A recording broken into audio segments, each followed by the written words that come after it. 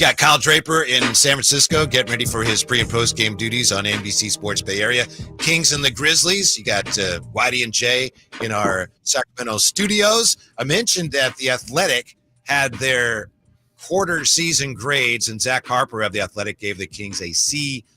Speaking of The Athletic, nice enough to join us as he does every week, Anthony Slater. Slates, thanks so much for your time as always. What kind of grade, first quarter grade, would you give the Kings right now?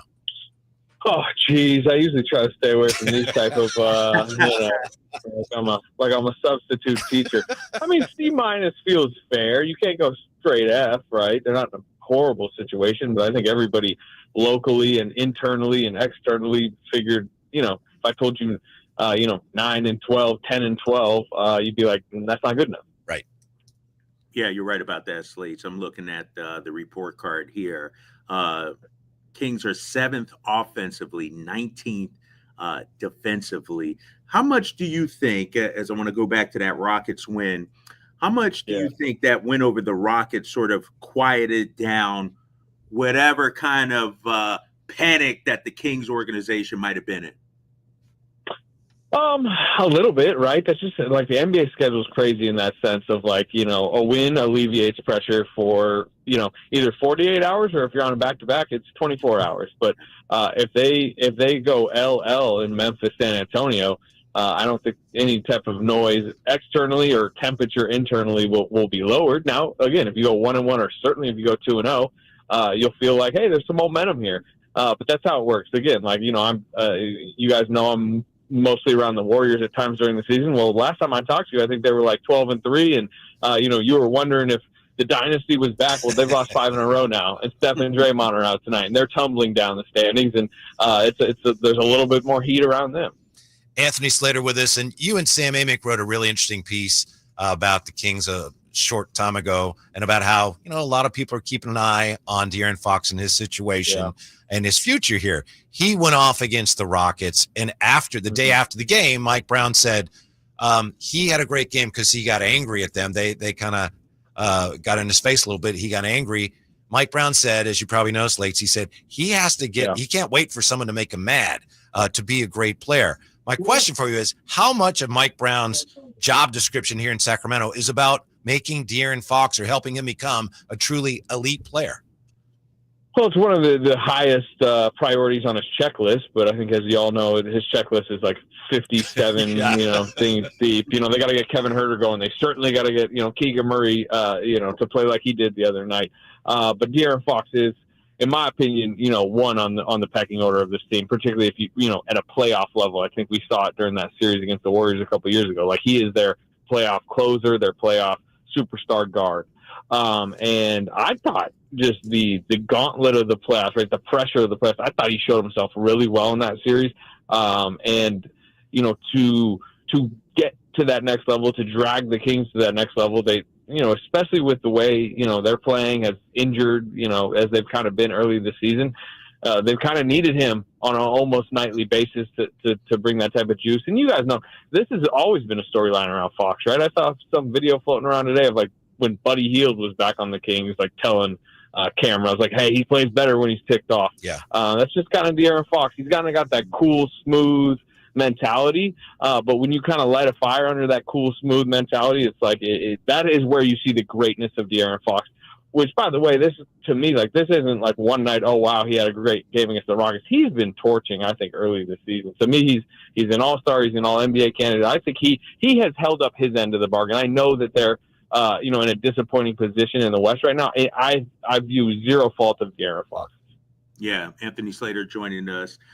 Slates, Malik Monk's been in the starting lineup for a few games, and what do you think about just what he brings to that lineup? And it seems like, we've seen Mike change things before, but it seems like he's there to stay right now. Yeah, it does. I think that was always kind of the urgency move, and the urgency, ticked up early this season. And that was kind of the card he was going to play because, look, Keon Ellis, not only obviously he's had a pretty disappointing start, but obviously, currently doesn't necessarily have the trust of the coaching staff.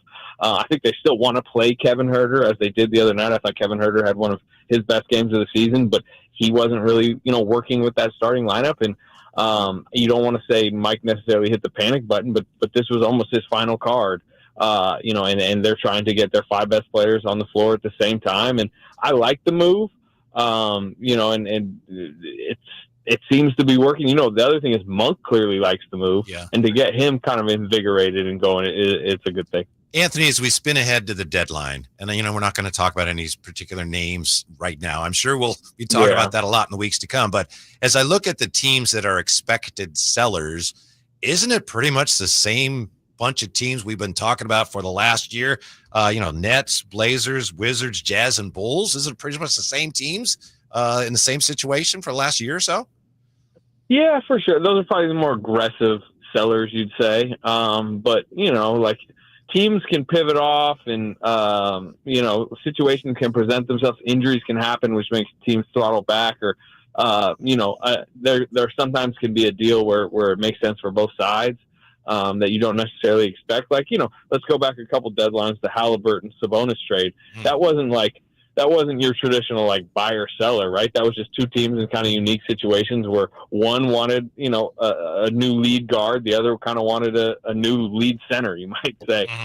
They were both in a sense win now pieces. I know that the youth and the contract situations were a little different, but you can find partners that aren't just your traditional, they're selling off every piece. Now, I will say, you look at the deadline last year, probably the biggest, most memorable move is, Dallas goes and gets PJ Washington from a selling Hornets team, and they get Daniel Gafford from a selling Wizards team, and they kind of jolted their team back to life doing that. So maybe the answer is to go get one here, one there from your traditional sellers, but we're so far away, in my opinion, from teams declaring what they are.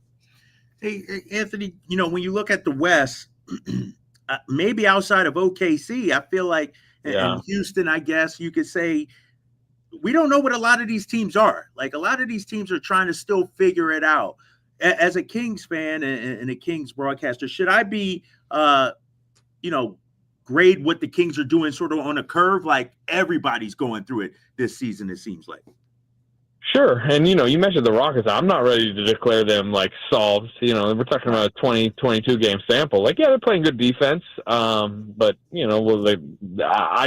I'm not, they haven't convinced me of anything quite yet. And yes, I to your point, I thought this before the season. It's a group of very competitive 42 to 50-ish win teams that are going to have hot streaks during the regular season. They're going to have cold streaks during the regular season. And I think a chunk of these teams, similar to last year, are going to end up in that win range. And because competitive but flawed, I think we could go through every team and there's flaws. The Kings certainly have flaws. The Thunder have the least amount of flaws, and that's why they're probably going to win the West. I mean, you've seen it with Chet Holmgren breaks his hip, and you think, it's going to, they're about to head to a cold patch. Well, then, hey, here's our other, stud center that can just fill in, and they're going to win a bunch of games. So they're, to me, regular season, cut and dry ahead of everybody. But yeah, name your team right now, and I could give you an issue that they have. Okay, I will name a team since the Kings are playing the Grizzlies tonight. So how good are the Memphis Grizzlies slates?